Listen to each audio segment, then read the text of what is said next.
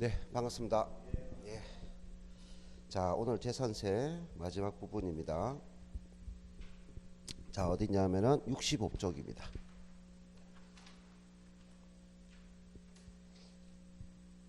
자, 폈나요?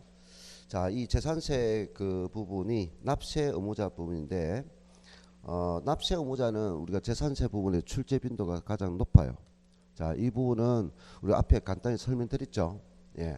자, 어, 일단은 재산세 부분의 납세 의무자는 일단 언제입니까? 6월 1일 현재입니다. 그리고 여기서는 사실상 소유자 개념을 가지고 있어요. 사실상 소유자. 여기서 공부상이라 말을 하면 안 됩니다. 이거 사실상입니다. 자, 그리고 이 사실상 소유자적인 개념에서 뭐가 있었느냐면은 공유 개념이 있었어요. 공유.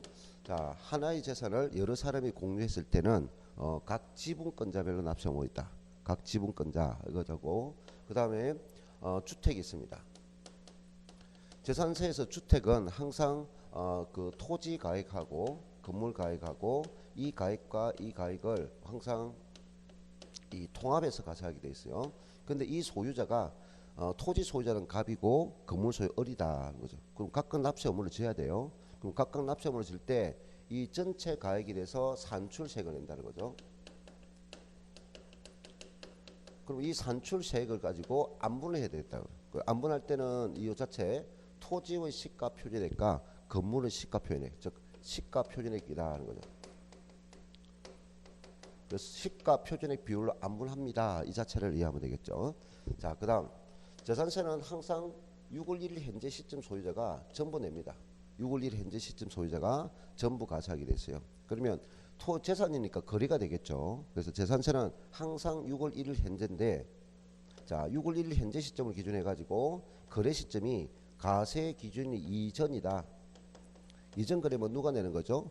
매도자에서 매수자 넘어왔죠. 그럼 매도자가 전부 내게 되고, 가세 기준 이후다. 후면은 뭡니까? 아직 매도자 소유죠. 그럼 매도자가 전부 내는 거고, 가세 기준 현재다 하면은 그때는 매수자가 됩니다. 특히 여기 조심해야 되죠. 가세 기준 현재, 매수자가 전부 낸다. 자, 그러면 전후 현재 이 거래 날짜를 판단해야 되겠죠. 거래 날짜는 취득세의 취득일 기준이다. 취득세의 취득일 기준이다 하는 거죠. 자, 이것이고, 그다음 예외적으로 6월 1일 현재 보니까 6월 1일 현재 보니까 공구상의 소유자와 사실상 소유자가 일치가 돼야 됩니다. 그런데 이것이 불일치할 경우가 있다는 거죠.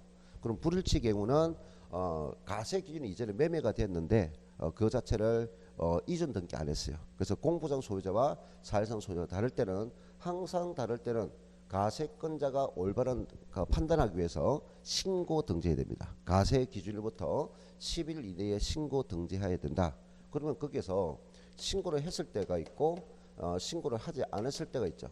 그럼 오늘 신고를 했다면 비록 공구상에는 갑이 돼 있어도 나는 어림이다라고 알려줬기 때문에 신고했을 때는 사실상 소유가 되고, 신고를 하지 않을 때는 공구상에, 즉 가세대장상에 아무런 변동사항이 없죠. 그때는 공구상이 된다. 그렇죠? 자, 똑같은 내용으로서 6월 1일 현재 상속이 있는데, 이 상속이 이루어졌지만은 그 자체에서 상속 등기가 이루어지지 않았다. 역시 마찬가지로 공구상과 사실이 불일치하겠죠. 역시 마찬가지로 신고가 됐을 때는 그런 신고된 자, 신고된 상속인이 납세 의무를 지면 되겠어요. 상속인. 그럼 신고를 하지 않았을 때는 관할 관청에서는 누구 재산이 공시되지 않았죠. 그러면 비상속이 명의되어 있으니까 가세권자는 상속인 중에 누구다? 주된 상속자로 하여금 납세 의무를 진다 하는 거죠. 주된 상속자. 자, 이 주된 상속자는 우리가 첫 번째가 민법상 있어요. 민법상의 지분이 가장 많은 자를 하고요. 지분이 똑같다. 직계 비속도 똑같기 때문에 그때는 뭐냐? 연장자라고 한다는 거죠. 연장자 됐습니다. 자, 그다음 또 현재 6월 1일 현재 역시 불일치하는 것이 있어요. 뭐가 되겠어요? 할 때 신탁 재산이 있어요. 무슨 재산? 신탁. 자, 그러면 요 신탁재산일 때는 신탁부에 의한 신탁재산은 공부상에는 누가 될까요? 수탁자 명의로 되겠죠. 근데 실제적인 것은 위탁자입니다. 근데 요 자체는 바로 신탁재산은 어떤 이유입니까 할 때 재산을 체납했을 때 신탁재산을 재산을 체납했을 때 압류를 할 수 없기 때문에 이건 바로 뭐다? 수탁자를 납세의무자로 합니다라고 결정을 내리는 걸 명심하세요. 신탁재산은 재산세 납세의무자가 수탁자다 하는 거죠. 자, 그러면 이 수탁자가 재산을 관리하게 있겠죠. 그럼 한 사람 재산이 아니라 여러 사람의 재산을 관리하고 있다. 그래서 수탁자가 위탁자별로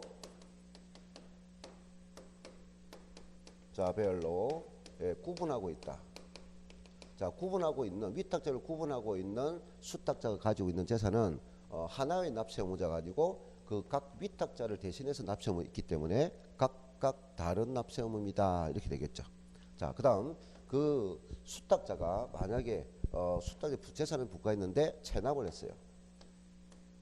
체납. 그럼 이 체납에 대해서는 우리가 압류가 들어가는데 그럼 압류는 어느 재산에 대해서 합니까 하는 것이 있어요. 기본 원칙은 압류는 체납된 재산에 대해서만 압류할 수 있다라고 했어요. 체납된 재산에 대해서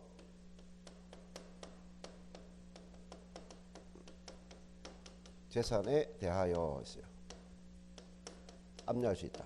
그런데 다만 있어요. 다만 체납자의 다른 재산이 있다면 그 다른 재산에 대해서도 압류할 수 있다. 그래서 여기까지 요 문장을 좀 조심하면 되겠습니다. 자, 그 다음에 또 6월 1일 현재 시점에 보면 공부상이 있고 역시 사실이 달라요. 자, 이것이 공무상에는 뭐가 있어요? 개인 소유로 되어 있고요. 실제적인 사실은 종중재산이다.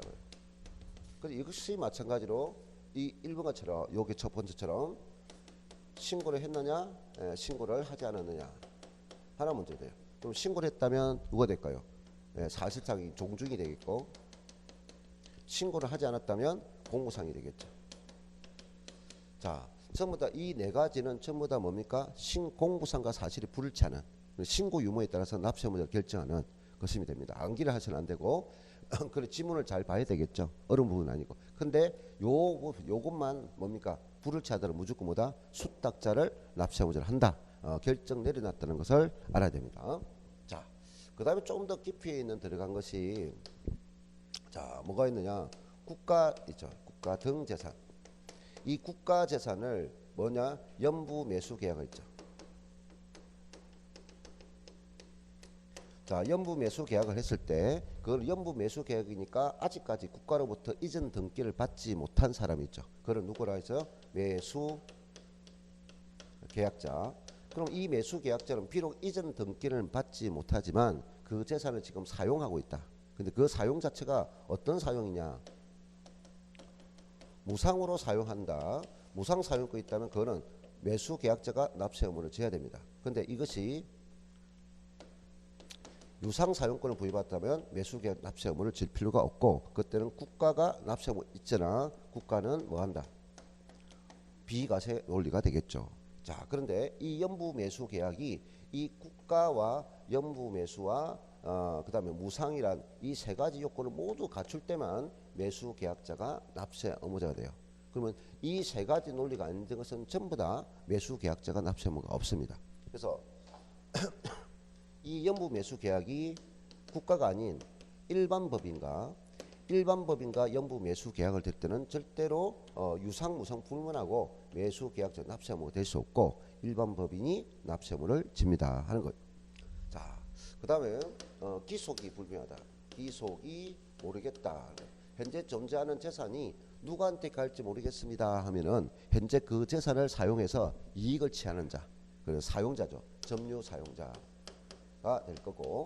자, 그다음에 우리가 공법상에 도시개발법 등에 의해서 현재 처분되지 않고 보유하고 있는 채비지가 있고 보루지겠죠. 그래서 채비지 보루지에 대해서는 누가 냅니까 할 때 그런 사업 시행자가 일단 내라. 사업 시행자가 됩니다. 그래서 이 납세 의무자는 시험에 자주 출제되니까 암기 개념이 아니고 조금만 생각해 준다면 우리가 쉽게 맞출 수 있는 그런 부분이 되겠죠. 자, 넘어가서 자, 그 다음에 이제 뒤에 가면은 66페이지에 있는 가세 기준일과 납기 이미 설명 다 했죠. 자, 내가 처음부터 저기서 전체적인 흐름을 쭉 했죠. 재산세 부분, 전체 흐름 부분. 그래서 재산세는 항상 처음부터 가정에서 항상 전체적인 절차 내용을 한 문제 꼭 논다고요. 그 자체가 가세 기준 1, 6월 1일이고 납기 있죠. 친구는 16일 만나서 말일까지다. 이렇게 했잖아요. 친구는 16일 만나서 말일까지다. 근데 거기에서 7월달과 9월달이 나눠지잖아요. 7월달은 토지 위에 있는 것. 토지 위에 있는 것을 먼저 한다. 항상 행정 업무는 그저 건축물, 선박, 항공기는 7월달이고 토지는 9월달이라 했어요. 근데 여기서 항상 별표시하고 조심할 것은 주택입니다. 그 주택은 토지와 건물을 통합해서 가세했어요. 됐나요? 그래서 통합해서 가기 때문에 주택을 건물부는 주택을 토지부는 이런 표현을 쓰면 안 됩니다. 예, 그래서 2분의 1은 7월달이고 2분의 1은 9월달에 고지한다고요.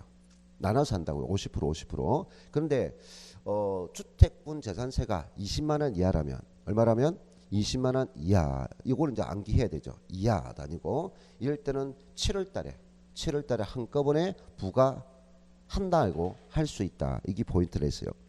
자, 납세지 끝났고요. 그 다음 67쪽에 보면 가로 5번 신탁재산에 대한 특례 있죠.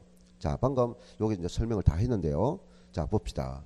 신탁법에 따라 수탁자 명의로 등기된 신탁재산에 대한 재산세가 체납됐다. 그럼 재산세가 체납된 해당 재산에 대해서만 압류할 수 있다. 요거 때문에 문제가 함정일 수 있다는 거죠. 대해서만 이렇게 됐잖아요. 그럼 그 자체는 다른 건 안 된단 말이잖아요, 원래. 근데 이 문맥이 좀 잘못돼 가지고 대해서만 할 수 있다. 근데 뒤에 단서를 줬죠. 다만 재산세가 체납된 재산이 속한 신탁에 다른 재산이 있는 경우에는 그 다른 재산에 대하여 압류할 수 있다. 자, 그래서 이게 문맥이 조금 뭔가 말이 안 맞죠? 그래서 이거는 앞에까지는 우리가 법령이고 뒤에 있는 거는 시행령에 대한 내용입니다. 그래서 이것이 따로따로 되어 있다 보니까 그런 거예요. 예, 약간 매끄럽지 못한. 자, 그 다음에 6번 지기 문제는 소유권 변동 등 신고 있어요. 자, 아까 어떤 경우입니까? 납세 의무자 지기 문제에서 전부 다 6월 1일 현재 공보상과 사실이 일치했는데 다르죠. 그러면 납세 의무자는 이거를 가세권자가 올바른 판단하기 위해서 이렇게 불일치할 때는 가세 기준일부터 10일 이내, 가세 기준 1부터고 10일 이내 신고 등재하여야 한다 하는 겁니다. 며칠 안에? 10일 이내. 자, 그러면 여기서 조심할 것은 두 가지인데요. 자, 우리는 신고를 하지 않았다. 그럼 신고를 하지 않으면 가산세를 적용합니다. 이런 말을 쓸 수가 없다는 거예요. 근데 우리가 앞에 취득세와 등록매너세를 비워오면서 신고를 하지 않으면 가산세를 적용하니까 가산세를 맞다 이렇게 한다고요. 그래서 재산세는 가산세가 없습니다. 지금 이 제도는 세금을 신고 납부하는 것이 아니라고요. 그렇기 때문에 가산세가 없다. 이거 조심하시고 또 가세권자가 이 사실을 알았을 때는 직권으로 조사해서 뭐 할 수 있느냐? 등재할 수 있다. 등기가 아닙니다. 그러니까 등기 개념과 등재 개념을 조금만이라도 이해했다면 타인이 어떤 다른 사람의 재산을 등기를 할 수가 없어요. 특별한 경우에 대위 신청을 할 수 있어요. 대위 등기는 있지만 본인이 하는 거죠. 그래서 등재할 수 있다. 두 가지 조심하면 돼요. 자, 그 다음에 7번에 재산세 분납과 물납은 다 설명드렸고요. 자, 그 다음에 가산금도 앞에 있는 거 다 설명된 거죠. 넘어갑니다. 비과세 가죠. 69페이지. 자, 69페이지 비과세 있는데요. 이 비과세는 우리가 지방세에서 비과세가 가장 출제 빈도가 높은 거는 취득세고요. 그 다음으로 높은 것은 재산세인데, 자, 이런 것은 빨리빨리 지나가야 돼요. 첫째, 국가 등 개념이죠. 국가 등이 취득합니다. 취득세 비과세고요. 국가 등이 공시합니다. 등기 등록합니다. 등록매너세 비과세고요. 국가 등이 보유합니다. 재산세도 비과세예요. 그래서 국가 등 개념에서 지방세는 취득세, 등록매너세, 재산세 모두가 비과세입니다. 자, 그다음 그런데 이번에 보면 국가 등이 1년 이상입니다. 자, 한번 밑줄 긋고 1년 이상입니다. 그 다음에 공용 또는 공공용입니다.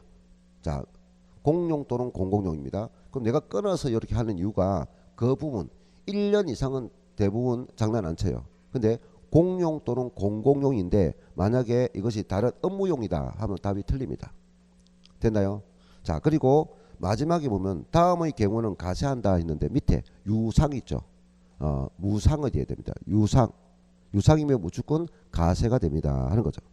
자, 됐습니다. 그래서 우리는 요거는 뭐냐, 내가 개인이나 법인이 보유한 재산이 있어요. 그거를 지금 현재 국가에 제공하고 있는데 6월 1일 현재 시점이 지금 제공되어 왔겠죠. 몇 년 이상 제공돼야 된다? 1년 이상 현재 제공되고 있어야 된다는 거죠. 그럼 6개월밖에 안 된다, 3개월밖에 안 된다, 현재 제공되고 있는 것이 그럼 당해 연도는 재산세를 내야 된다는 거죠. 1년 이상이다 하는 거. 자, 그리고 국가 등 업무용으로 이용되면 안 됩니다. 공용 공익 목적으로 이용돼야 된다는 거고, 대가가 따르면 안 됩니다. 그리고 무상이다 이 조건입니다. 어려운 건 아닐 거예요. 자, 그다음 2번 용도 구분에 의한 비과세 있는데요. 자, 용도 구분에 대한 비과세 보면 우리가 토지가 있어요. 토지는 이름이 몇 개 있죠? 28개 있죠. 28개 지목이 있어요. 그 지목을 보면은 지금 여기 열거한 건 도로, 하천, 제방, 국어 됐나요? 도로, 하천, 제방, 국어, 그 다음 묘지, 이런 걸 보면은 어떤 특징이 있어요? 뭔가 실익이 없죠.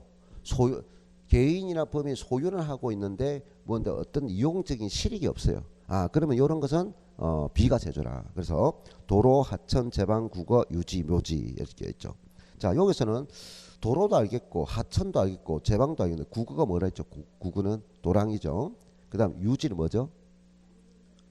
물이 고여 있는 것 있어요. 그럼 저수지나 댐이나 이렇게 물이 고여 있는 땅 이런 것을, 옛날 사람들은 물이 좀 귀하다 보니까 밭이나 논 주변에 덤벙이라죠. 덤벙, 이런 덤벙을 많이 중간중간 만들었어요. 요즘에는 잘 보기 힘든데 그거 보면 참 신기하기도 하고 요즘 생태 보호를 합니다. 그거를 없애지 마세요 하는 거예요. 그리고 자연 보호적인 문제, 덤벙 있어요. 자, 이 유일하게 이 사투리는 전국 방언이 다 틀린데 이 덤벙은 어느 지가 똑같은 말을 써요. 참 신기하게도 풍덩 떠지네요. 덤벙 이렇게. 자, 그다음 그 이번에 보면, 자, 우리나라뿐이 아니라 모든 나라는 뭡니까? 군사 시설이 있어야 되겠죠. 그럼 군사 시설은 아무나 들어가면 안 되겠죠. 그래서 통제를 한다는 거죠. 자, 밑줄을 닦으세요. 통제 보호 구역이라는 걸 있습니다. 자, 그럼 통제 보호 구역 안에 있는 토지는 일단 비과세줘요. 왜?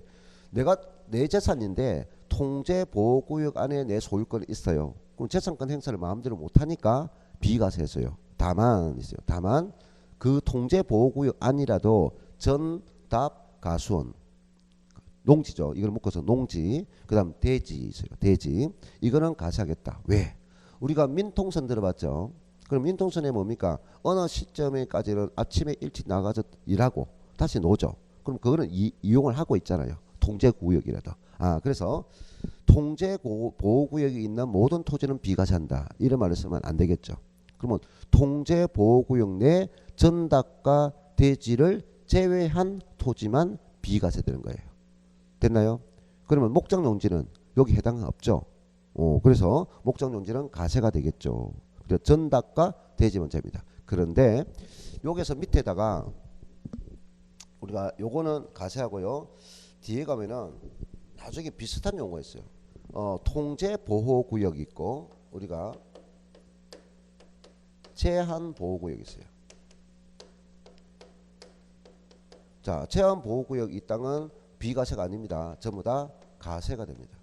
그래서 통제, 제한, 장난칠 수 있겠죠. 보호구역인데 제한 보호구역은 비과세가 아닙니다. 통제 보호구역을 비과세합니다. 됐죠. 자, 넘겨서 그 다음에 3번에 보면 임시 있죠. 자, 우리가 임시라는 것은 잠깐 있으니까 요거는 일단 등기를 항상 임시가 놓으면 이거는 등기한다 안 한다, 등기를 하지 않는다 하는 것을 적어야 돼요. 하지만 그 건축물은 등기를 하지 않더라도 건축물이란 자체는 화폐적 가치가 있으니까 취득세 대상도 되고 그다음 재산세 대상도 된다고요. 건축물이니까. 그런데 이 임시 건축물은 우리가 취득세 부분에서는 취득세는 언제 당시가 취득 당시부터 납세 의무가 성립되잖아요. 그럼 취득일부터 이렇게 취득일부터 뭐 한다? 1년을 초과하지 않는다면 요거는 초과하지 않는다면 비과세 개념이고 그럼 재산세는 보유죠. 보유니까 6월 1일 시점이 납세 의무 성립이라고요. 보유하고 있다. 자, 그래서 이 재산세는 그 보유 기간이 6월 1일 현재 보유기 1년 미만이라 말을 썼어요. 1년 미만이면 비과세 주겠다. 그럼 취득세는 취득일부터 기산하니까 초과하지 않는다면 재산세는 6월 1일 보유니까 미만이라면 비과세겠다. 그러나 우리는 어떤 경우라도 지방세 비과세에서 사치성 재산 이 임시 건축물이 사치재산, 근데 별장이다, 고급 주택이다, 고급 오락장이다 이런 사치성 재산 성격이 되면 절대 비과세가 될 수 없다는 거 가세합니다. 이렇게 되겠죠. 이해됐죠? 근데 요거 들을 때는 압니다. 들을 때는 아는데 문제 지문에서 임시 사용 건축물로서 가세 기준 현재 1년 미만인 별장 뒤에 맨 끝에 또 별장 이래 준다고요. 아, 그럼 자기가 하는 것은 임시 건축만 하고 1년 미만 딱 하기만 한다고요. 뒤에 끝자리를 하긴 안 하고. 그래서 우리가 실수합니다. 뭐 나중 보니까 별장이 있네. 이렇게. 들을 때는 다 우리가 안다고요. 그러니까 어떤 지금 여러분 지금 배우고 있는 것들을 들을 때는 어느 정도 이해하는데 문제를 풀면 전부 다 뭡니까? 날아가죠. 그래서 문제를 많이 풀어야 돼요. 들어가지고 여기는 어떤 지문을 틀 건가? 그러니까 내가 계속 특정할 때 어디에 튼다, 어디에 바꾼다 이런 걸 잘 캐치해야 돼요. 자, 그 다음에 4번입니다. 재산세를 부과하는 당해 연도 내에 철거하기로 계획이 확정되어 자, 철거하기로 계획이 확정된 자체만 가지고는 비과세가 안 된다는 거예요. 자, 계획 확정만 가지고는 비과세 안 되고 가세 기준 현재 밑줄 긋죠. 철거 명령을 받아야 됩니다. 철거 명령을 받았다. 그럼 이제 내가 그 건물이 존재하고 있어도 내 것이 아니다 말이야. 자, 그다음 철거 보상 계약이 체결됐다. 보상 계약이 체결됐다. 이렇게 될 때만 우리가 뭐다? 비과세 돼요. 그래서 주택인데 건축물 부분에 한정한다. 건축물 부분에 한정합니다. 토지는 없어지는 게 아니죠. 건축물 부분에 한정한다. 단 건축물의 일부분을 철거하는 경우는 철거되지 않은 부분 당연히 가세가 되겠죠. 자, 기출문제 봅니다. 자, 지방세법상 이 재산세의 비과세 대상이 아닌 것은 있는데 1번이 임시로 사용하기 위하여 건축된 건축물로서 재산세 가세 기준 현재 가세 기준 확인 꼭 하시고 그 다음 1년 기준이고 미만입니다 하는 거죠. 자, 그 다음 2번 재산세를 부과하는 해당 연도에 철거하기로 계획이 확정되어 재산세 가세 기준이 현재 행정관절로부터 철거 명령을 받았다. 철거 명령을 받았다. 그런데 주택과 그 부수 토지의 대지 있죠. 방금 조심했죠. 건물만 비과세 되고요. 그 대지는 비과세가 되지 않는다고요. 응? 건물이 철거되니까 건물 철거가 비과세되고 그 대지는 비과세가 되지 않는다. 도망다니지 않죠. 없어지지 않죠. 자, 그래서 이것을 함정을 봤어요. 나중에 보니까 없네요 하는 거예요. 자, 그 다음 3번에 농업용 국어와 자연뉴스의 배수 처리에 제공되는 국어는 비과세죠. 자, 4번은 맨 끝에 가면 되죠. 통제보호구역에 있는 토지다. 가로에 전닭과 돼지는 제외한다. 이걸 포함한다 하면 들리겠죠. 자, 그 다음 5번이 맨 끝에 도로죠. 도로법에 따른 도로와 그 밖의 일반인을 자유로운 통행을 위하여 제공할 목적으로 개설한 사설도로 있습니다.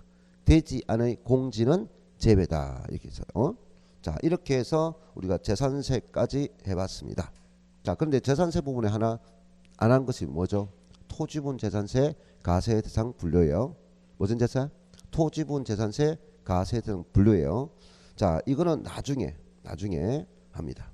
자, 우리가 이제 국세 가보죠. 국세. 자, 국세에 가면은 첫 번째 이제 뭐냐면은 종합부동산세가 있는데 이 종합부동산이랑 한 문제 정도. 자, 그런데 한번 이거는 절차적인 내용을 가지고 있으니까 내용을 많지 않은데 그 순서만 잘 기억하면 돼요. 그러면 이 종합부동산세는 다르게 표현하면 2차적 재산세라고 말합니다. 다시 몇 차적? 2차적. 이름은 종합부동산세라 부르지만 2차적 재산세다. 그러면 우리가 재산세가 부과된 후에 그 재산 중에서 고액 부동산 소유자에게 제공하는 2차적 재산세입니다. 라고 해요. 자, 그러면 여기서 같이 익혀야 되는 것이 뭐죠? 모든 부동산 관련 보유세가 뭐가 있죠? 재종지라고 있어요. 재산세가 있고 종지가 있어요. 됐나요? 재종지.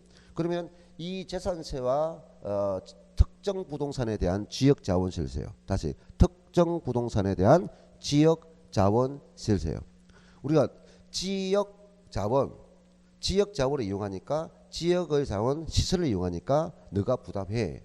근데 이거는 특정 자원에 대한 지역자원실세도 있고 특정 부동산이 있는데 우리가 부동산과 관련된 것은 특정 부동산에 대한 지역자원실세를 말해요. 특정 부동산. 그럼 이 두 가지는 다 지방세입니다.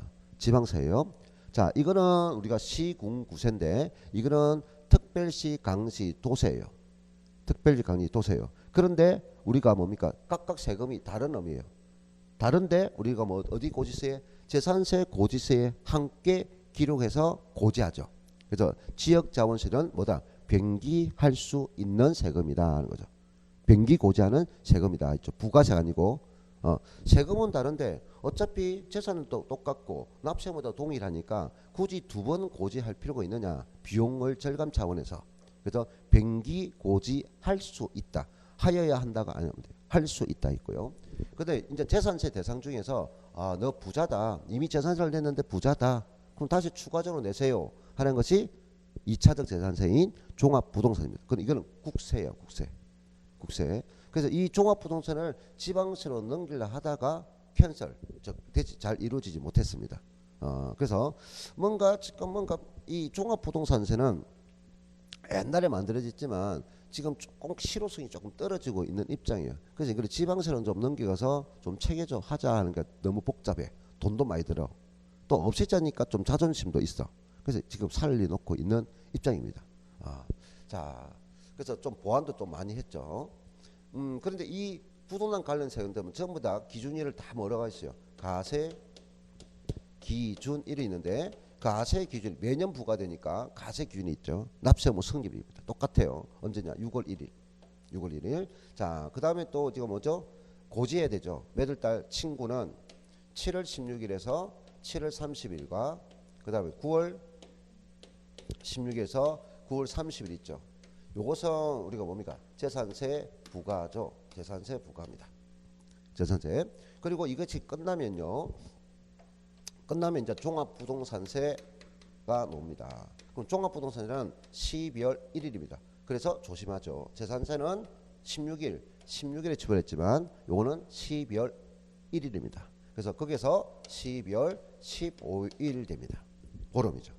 근데 요것은 순수한 납부기간만 돼요. 고지세를 받아서 납부하는 납부기간만 됩니다. 근데 종합부동산세는 원칙이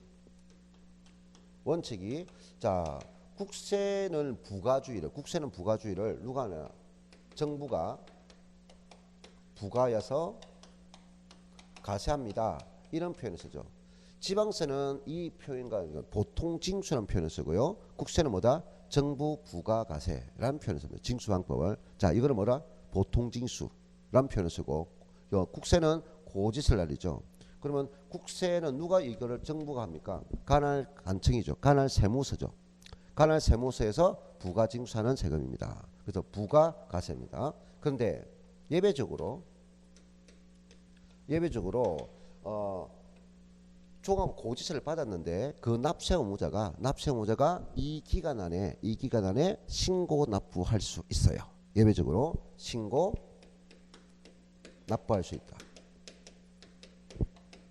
할 수 있다 하는 겁니다. 그러면 원칙은 정부 부과인데 예외적으로 신고 납부할 수 있다. 그럼 만약에 납세 의무자가 고지세를 받았는데 신고 납부한 경우는 그 관할 세무상이 결정한 것은 없었던 거로 본다라고 하는 겁니다. 자, 그러면 또다시 우리가 재산세는 신고주의가 없어요. 그럼 고지서를 받아서 납부하면 돼요. 그냥 그게 끝이야. 원칙과 예외가 없다고요. 무조건 보통 징수입니다.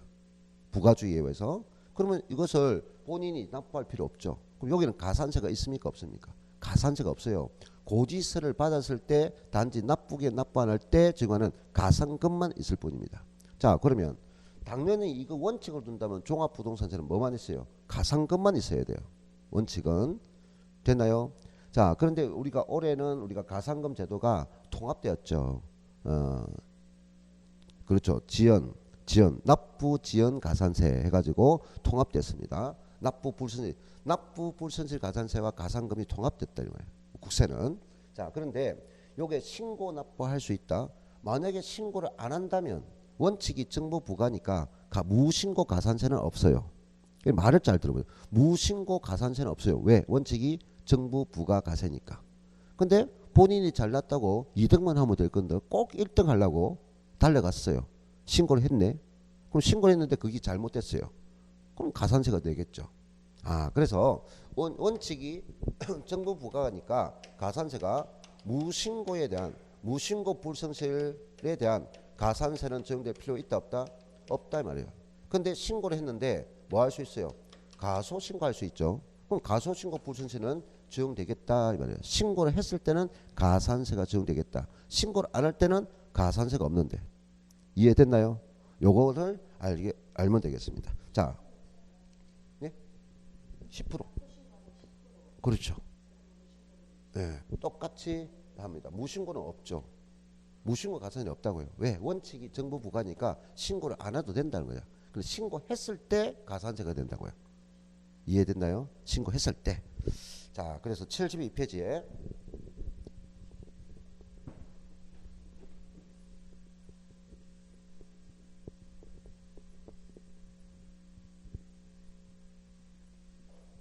우리 그 다음 강의 마지막 강의죠, 그죠? 다음 이론 강의 마지막 강의인데 다음 마지막 강의의 오후 시간에 조금 보강 좀 합시다. 날을 잡아서 하는 거보다 좀 그러니까 오후 시간에 왜? 이 아까 토지분 재산세 있죠? 토지분제 조금만 합시다. 이거 시간이 이 국세가 국세가 좀 많이 들어가니까 앞에 설명을 빨리빨리 간 것이 아니라 이렇게 단계적으로 갔어요. 그리고 시간을 좀 많이 했지만은 앞에 설명을 한다 보니까 날아가면 안 되니까. 알겠어요? 네. 그래서 조금 이해를 해야 되니까. 자, 그래서 오후 시간을 조금 보강할 수도 있다. 잘하면 안 할 수도 있는데 보강할 수도 있다. 미리 당부드립니다. 미리 날 비워두세요. 예. 자, 손님 온 날입니다. 손님 오는 날. 자, 72페이지. 자, 72페이지 보면은 종합부동산세의 특징이 있는데 일단 국세란 겁니다. 국세. 예. 자, 그 다음에 이번에 인세. 자, 있는데 여기 별표시 한 개 없어요. 자, 우리가 취득세나 그 다음 등록면허세나 이 재산세를 보면은 전부 다 가세 방식이 뭐가 되느냐면은 물건 중심이에요. 물건. 그리고 세율직이 문제가 자, 취득세는 전부 다 비례 세율 구조였어요. 몇 프로 있어요. 등록면허세도 몇 프로 있었어요. 근데 재산세에 오니까 몇 프로 있었는데 뭐가 있었어요? 파도치기 있어요. 파도치기. 얼마에서 얼마 이렇게 초과 누진 세율 구조 있어요. 근데 재산세도 원래 물세인데 인세가 있었단 말이야. 너가 재산을 많이 가질수록 많이 내라 하는 것이 초과 누진 세율이에요. 그럼 초과 누진 세율 구조는 가액을 합쳐야 돼요. 자, 우리가 인세가 되는 것은 가액을 합치고 가액을 합친다는 개념이 있고 합친 가액에 반드시 누진 세율이 적용되면은 아, 이건 인세구나 하는 거죠. 그래서 우리가 재산세에서 보니까 토지분에 대한 재산세 내가 암기가 있는데 종이오 이렇게 있죠. 종이다, 종이오다 기억납니까? 종합합산은 0.2에서 0.5%다. 별도합산 있죠. 별리사 있죠. 별도합산은 0.2에서 0.4%죠. 0.2에서 0.4% 별리사 이렇게 있죠. 근데 나머지 보니까 분리가세는 1차, 2차, 3차가 있었는데 그거는 농칠한다, 일원이고 사는 사다. 이건 비례세율이잖아요. 그건 물세라고요. 그래서 우리가 주택 있죠. 재산세에서 주택분 재산세는 4단계 초과 모든 주택이라 불리지는 거는 다 4단계 초과 누진세율이죠. 4를 생각하세요. 0.1에서 0.4, 4 이렇게 있죠. 자, 그러면 요 종합부동산세는 인세가 된 이유가 전부 다 합산을 한다는 거죠. 그래서 가로 반가로 입어려 보면 합산가세입니다. 합산한다고요. 그때 그래서 우리는 가장 중요한 것이 종합부동산세는 첫 번째 재산가액을 합산한다는 거예요. 이 합산하는 것을 어떻게 합산합니까 하는 거죠. 일단은 국세죠. 전국 개념을 합산이고 되나요? 전국 개념을 합산이고 그 다음에 다른 사람의 재산을 합산하지 않는 소유자별 합산이고 자 첫째 무슨 개념? 전국 개념 합산이고 소유자별 합산이라는 거죠. 1인 한 사람 한 사람 한 사람 한 사람 한 사람은 그럼 이 소유자가 개인이 될 수 있죠. 그럼 개인별 합산이고 법인이 될 수 있죠. 그럼 법인별 합산이다 이 말이에요. 다른 사람의 재산은 합산하지 않는다는 거죠. 됐죠? 그럼 그 다음에 또 무슨 별 소유자별 개인별 법인별 합산할 때 대상별로 합산해야 되겠죠. 대상별로 합산해야 되겠죠. 그 대상은 우리가 세 가지입니다. 종, 별, 주입니다. 자 뭐라고요? 종, 별, 주. 이별주 아니에요. 나중에 이별주 찾갈라. 이별주 마시면 안 돼. 종, 별, 주. 이것도 좀 비슷하네. 또 맞출 종을 생각할까. 종, 별, 주인데 이건 뭐냐? 토지입니다. 토지. 토지의 가세 대상 중에서 종합합산 가세에 있어요. 그래서 종합합산은 종합합산끼리 합산하세요. 이거죠. 어떤 갑이 소유하고 있는 토지가 종합 대상이 전국에 있는 가액을 다 합산하세요. 이 말이에요. 그럼 토지에 대해서 별도 합산이 있어요. 그럼 별도 합산 대상은 별도 합산끼리 합산하세요. 이겁니다. 자, 그래서 재산세 대상 중에서 토지분 재산세 중에서 합산, 종합합산과 별도 합산만 종합부동산세의 대상이 된다. 그럼 분리가세는 안 된다는 거죠. 예. 자, 그 다음에 주택입니다. 주택분 재산세, 주택. 자, 주택입니다. 이 세 가지가 우리가 종합부동산세 대상이라고요. 됐나요? 종, 별, 주. 이 세 가지만 대상입니다. 자, 그러면 합산할 때 거기에서 합산 가로 이번에 합산가세에서 별 표시 3개 하세요. 아주 중요하죠. 그래서 개별 합산이 원칙이고 세대 합산은 아닙니다. 근데 부부 등의 공동 소유는 지분별로 나눈 금액을 바탕으로 가세한다. 지분별. 그러니까 각각 부부 공동도 나누라는 거죠. 부부 공동도 재산을 나누라는 말이죠. 자, 그다음에 3번이 보유 가세입니다. 그러니까 뭡니까? 정부 부과 가세가 원칙. 다만 납세 의무자의 신고 납세가 가능하다. 예외. 그럼 무신고는 없지만 가소신고 가산세는 조금 전에 설명했죠. 있다 하는 거죠. 여기도 별표시 1개. 주의. 잘 논다는 거죠. 자, 그리고 4번은 현황 부과 가세가 되고 실질 가세다. 우리가 지금 비우는 세목 중에 등록 면허세를 제외한 모든 세목은 전부 다 실질주의. 현황 부과라는 말이 나와요. 그 다음에 5번은 종가세인데요. 종가세는 어떤 표현입니까? 세율을 정하는 기준인 가세 표준에 이르는 말이죠. 그 가세 표준이 뭐다? 가액 기준은 우리가 종가세죠. 그러면 이 가세 표준을 곱하는 세율이 있는데 이 세율에 대해서는 요게 가액이 곱하죠. 그럼 가액이 곱하는 세율은 퍼센트가 나타내겠죠. 근데 퍼센트입니다.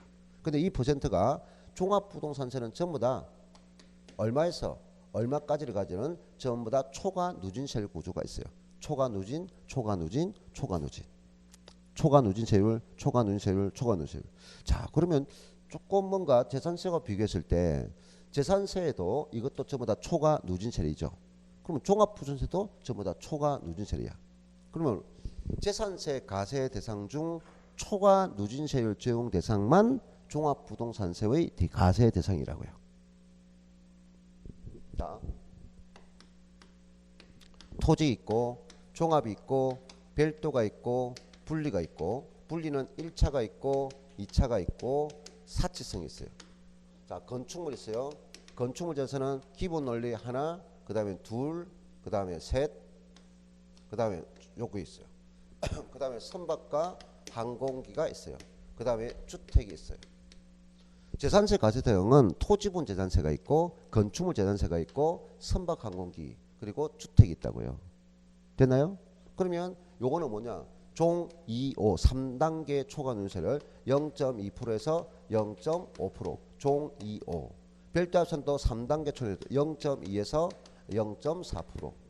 그럼 1차는 농지 대표적으로 농칠한다 0.07%. 그 다음에 2차는 2는 2다. 예, 공장 0.2%. 사측은 4는 4다. 4%.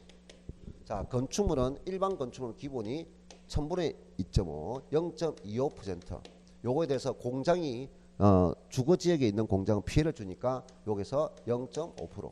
사치성이니까 4는 4다. 그리고 우리가 가미력제 끝내 공장을 신증설한 경우, 가미력제기 수도권이라 했죠. 가미력제 끝내 공장을 신증설했을 때 취득세는 한 번 준 거지만 약하니까 재산세를 5년간 가세 기준일부터 5년간, 자 포인트가 가세 기준일부터 5년간, 신증설한 날부터 5년간 아니고 가세 기준일부터 5년간 5배 중과합니다. 5년간 5분과 그 다음 1.25%가 된다. 그 다음 선박 항공기는 기본이 0.3%고 그 중에 고급 선박 5%, 가장 높은 세율이 되는 5%.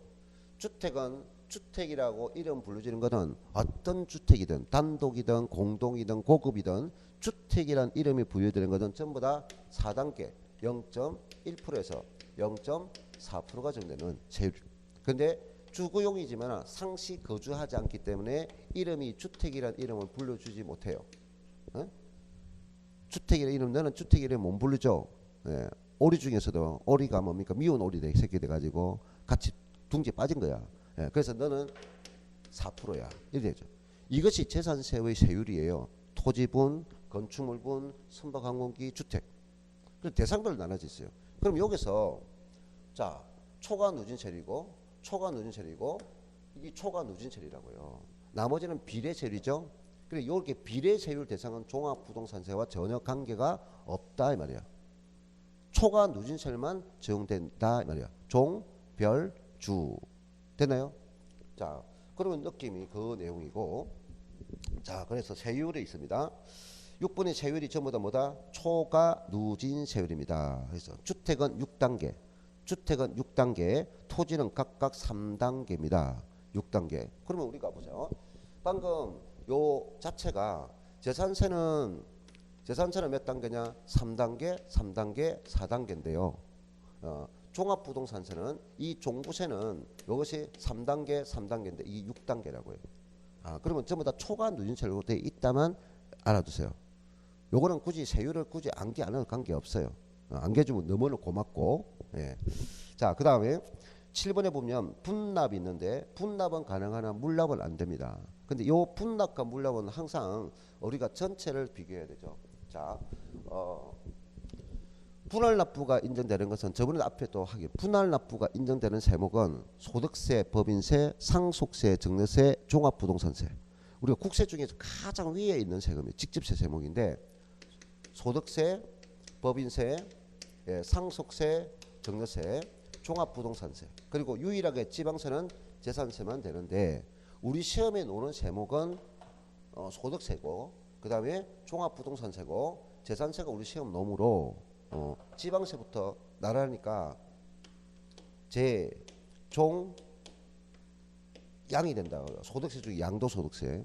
그리고 양도세 보면 다른 소득세도 가능해요. 근데 우리 양도세 주니까 종, 양. 그럼 얼마일 때 할 수 있습니까? 올해 재산세가 그 기준 금액이 바뀌었다 있어요.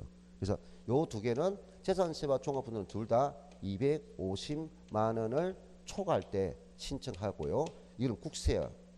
그래서 이거는 1000만 원 초과 시 신청 가능합니다. 그래서 요 금액 기준을 같이 항상 비교해야 돼요. 이것만 따로따로 익히는 게 아니라 전체를 같이 해서 배워요. 근데 나중에 문제일 때 다음 중 부동산 관련 세금에 대해서 설명을 틀린 것을 할 때 재산세와 양도소득은 분납 신청 금액 기준이 같다 하면 틀리잖아요. 다른 얘기. 그럼 재산세와 종합부는 같다 하면 그거는 맞잖아요. 근데 기간적인 문제는 기간은 재산세하고 양도소득 기간이 같아요. 2개월 이내. 근데 종합부동산은 기간은 달라요. 이게 6개월 이내라 돼 있다는 거죠. 이거를 같이 익혀줘야 된다는 걸 알면 됩니다. 그 다음 가세 기준 했고요. 자, 그 다음 73페이지 보니까 종합부동산세의 가세 대상인데 방금 설명했죠. 자, 주택입니다. 별장은 안 되죠. 그 다음에 합산 가세 대상도 됩니다. 종합 합산, 별도 합산입니다.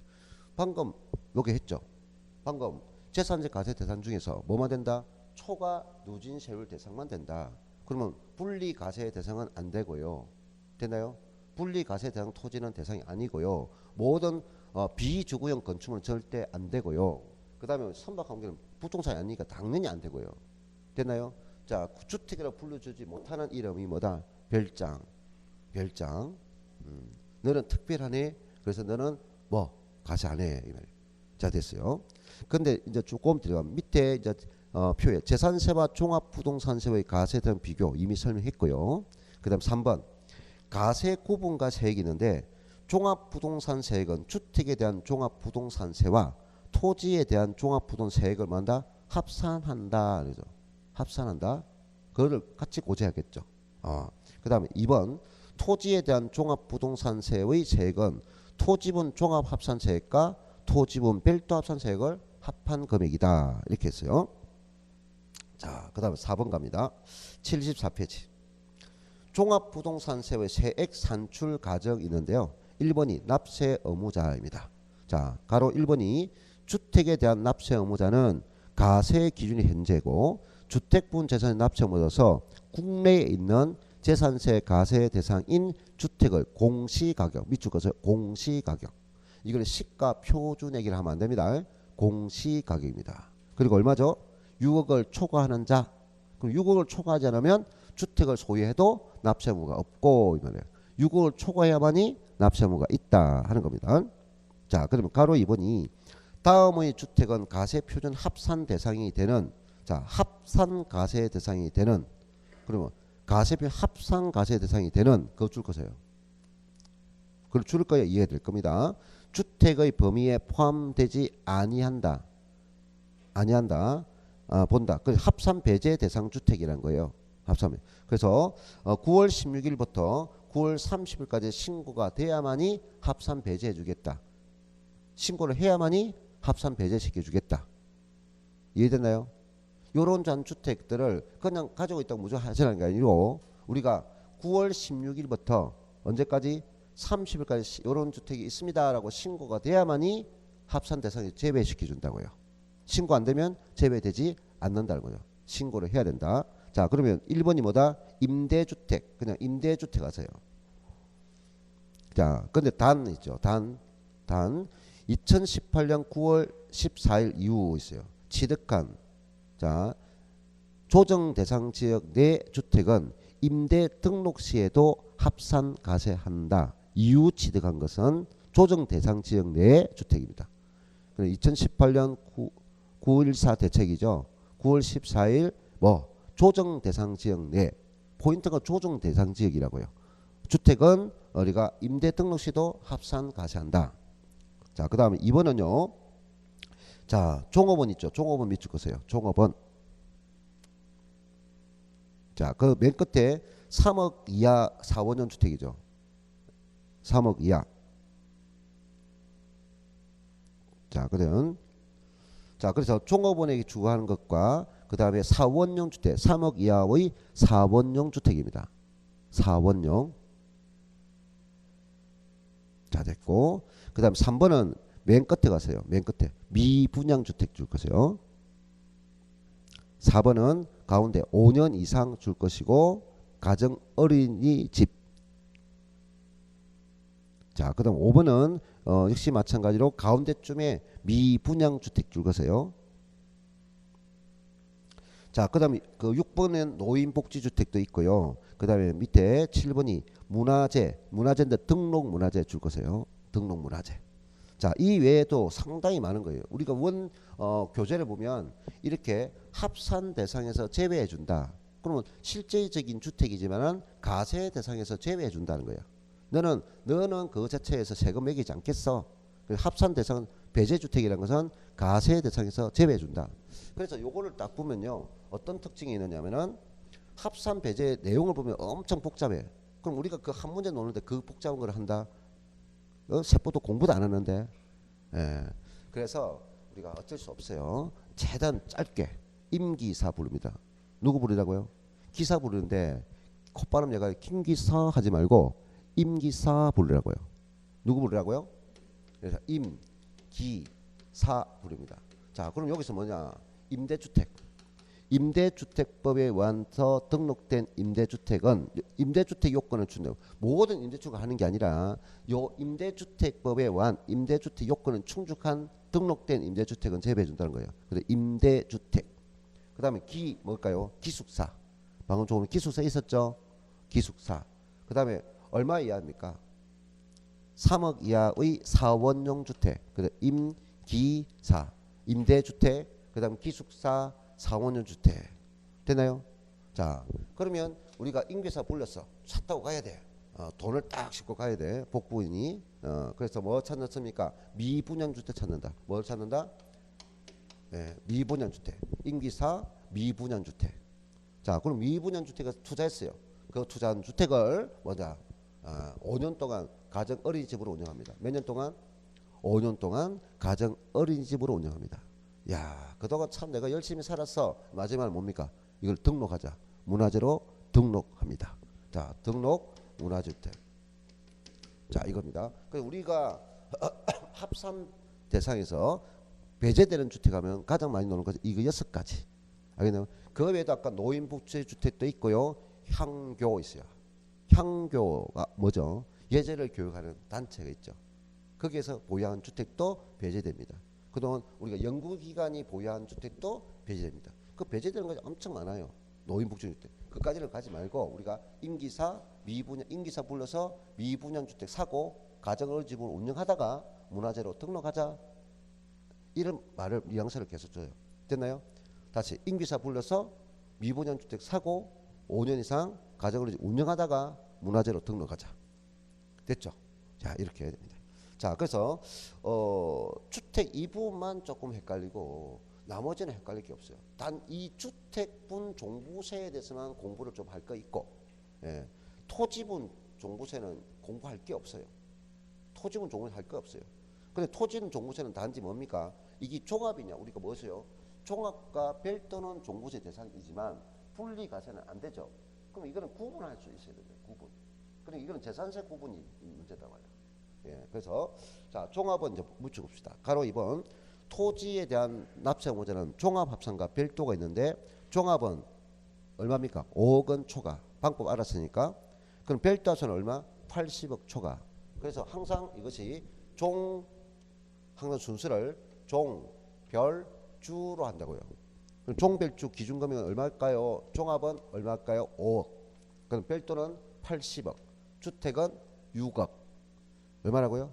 6억. 자, 근데 6억인데 여기서 또 문제가 나중에 옵니다. 자, 그래서 밑에 이제 가로 2번 가세 표준 있어요. 가세 표준. 자, 그 다음 시간에 가세 표준 들어가겠어요.